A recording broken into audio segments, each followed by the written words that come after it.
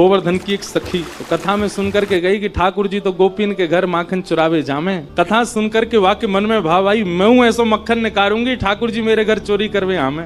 अभी की बात है, इसी कलिकाल में अब मक्खन निकाल लियो, निकाल करके माने मटका में मक्खन सजाए लियो और वाकई मन में आई कि ठाकुर जी को कैसे पता चले कि मैंने मक्खन निकालो है। तो दर्शनार्थी दर्शन करने जाते थे, उन्हीं दर्शनार्थियों में मक्खन लेके जाती। तो सब तो सामग्री मंदिर में चढ़ा देते, वो चढ़ाती नहीं, पीछे खड़े होकर के वहीं से मक्खन के पात्र को ठाकुर जी को दिखाती और ठाकुर जी को दिखा के कहती, धौरी गैया के दूध सो बढ़िया रात में जमाए करके मैंने दही निकारो, वह दही से ऐसा बढ़िया मक्खन निकारो लाला, लेकिन ये मैं तो देखे ना जाऊंगी, अपने घर में छीका पे लटकाए के रखूंगी, तेरी इच्छा होए तो चोरी करवे आ जाइयो। श्रीनाथ जी के मंदिर में जाके ठाकुर जी को लोभ देती है। सखी ने मक्खन ऐसे ठाकुर जी को दिखाया और लाला मेरे घर चोरी करवे आ जा, ऐसा बढ़िया मक्खन है। और वहां ने सब बता दियो, मंदिर से निकल के सीधे जाओगे, पोखरते दाएं मुड़ जाइयो, वहां से बाएं मुड़ जाइयो, वहां सीधे आइयो, वही मेरो घर है और मैं घर के सब लोग सो जामे रात्रि में, तब आ जाइयो, चुपचाप चोरी करके जाइयो। लाला मैं बस इतना देखना चाहूं, सुबह उठूं तो मेरो मटका, मेरे मटका को मक्खन खत्म है गयो,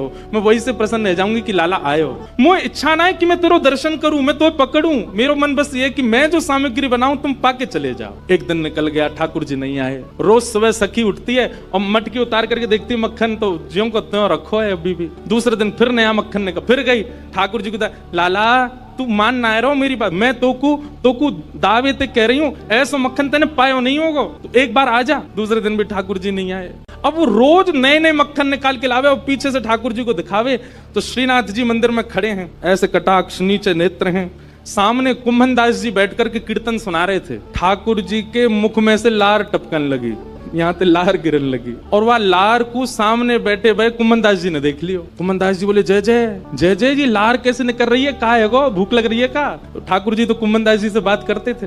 ठाकुर जी, एक कुंभना, एक सखी आवे रोज और पीछे खड़ी खड़ी मही तो मक्खन दिखावे मुझे और मुझको रोज लोभ दे के जाए, तुम चोरी करवे आ जाओ, तुम चोरी कर। अब मुझे तो यूं भय लगे, जो कलिकाल है, जो कलयुग है, कलयुग में मैं यदि सचल है गयो तो सब पकड़ लेंगे मुझको, अब मैं बाकी यहाँ कैसे जाऊं, मेरे खावे को बड़ा मन कर रहा है। कुंभन दास जी के नेत्र सचल हो गए, बोले, जय हो नाथ, आपके रसोई घर भंडार में कोई कमी है? अरे इतनो मक्खन, इतनो दही, इतनो दूध, इतनी गौशाला, इतनी गैयान को दूध रोज आपके मंदिर में आवे, वही सखी कोई क्यों चाहिए? बोले, अरे तो तू ना समझेगो, वो बड़े प्रेम ते आवे और सब तो चढ़ा जामे, यहाँ पे इतने लोग लाते हैं सामग्री, सबका भूख लगता है, कोई जरूरी थोड़ी। पर वाकई मन में ये भावना है कि तुम मेरे घर आओ, दर्शन भले ही मत दो, पाके चले जाओ, मुझको ये लगे कि हाँ तुमने पा लियो। कुंभन दास जी बोले, जय जय, तो बताओ क्या करना है, चलें चोरी करवे? कुंभन दास जी बोले, जे द्वापर ना है, कलयुग है, सोटा पड़ेंगे, तुम मुंह पड़ेंगे, मुंह कहा समाचार जागो, जय जय पिट गए हो।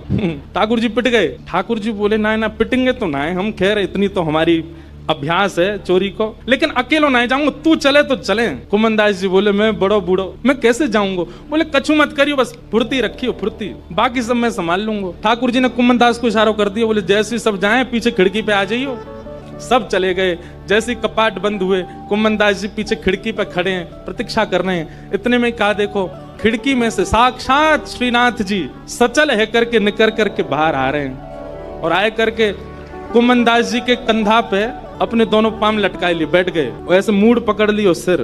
बोले, चल कुंभना। बोले, जानो कहाँ को? बोले, तू चल, मैं बता रहा हूँ ना, यहाँ से सीधे चल, आगे पोखर आएगा, माते दाएं मुड़ जाइयो, फिर माते बाएं मुड़ जाइयो, बाएं तो फिर सीधे जाइयो, सीधे तो फिर बाएं मुड़ जाइयो, मही हवा को घर।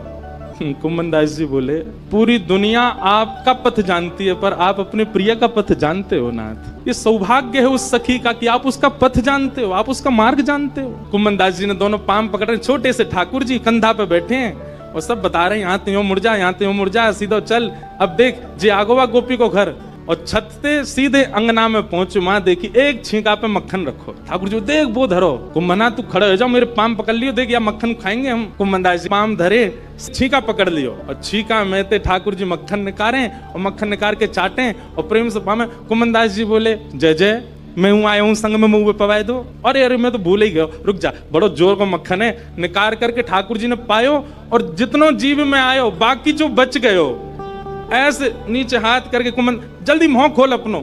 अब कुंभन दास जी मुंह खोले, ठाकुर जी आंख पे लगामे, नाक पे लगामे और जैसे ही मुख में दियो है, ठाकुर जी के हस्त कमल से मक्खन मुख में जाते ही कुंभन दास जी तो मंत्र मुग्ध हो गए। कुंभन दास जी के हाथ वाथ सब ढीले हो गए। ठाकुर जी, ए कुंभना में गिर जाऊंगा, संभाल के पकड़। हाँ जय जय, पकड़ू। जैसे ही पकड़ करके ऊपर ने देखनो चाह रहे कैसे चोरी कर रहे हैं ठाकुर जी।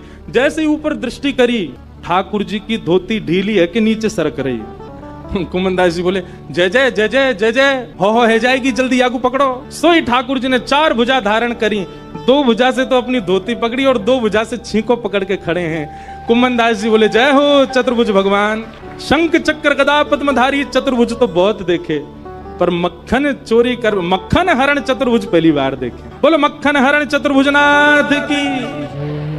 2 भुजा से धोती पकड़ के बैठे हैं, 2 भुजाते छीको पकड़ रखो है।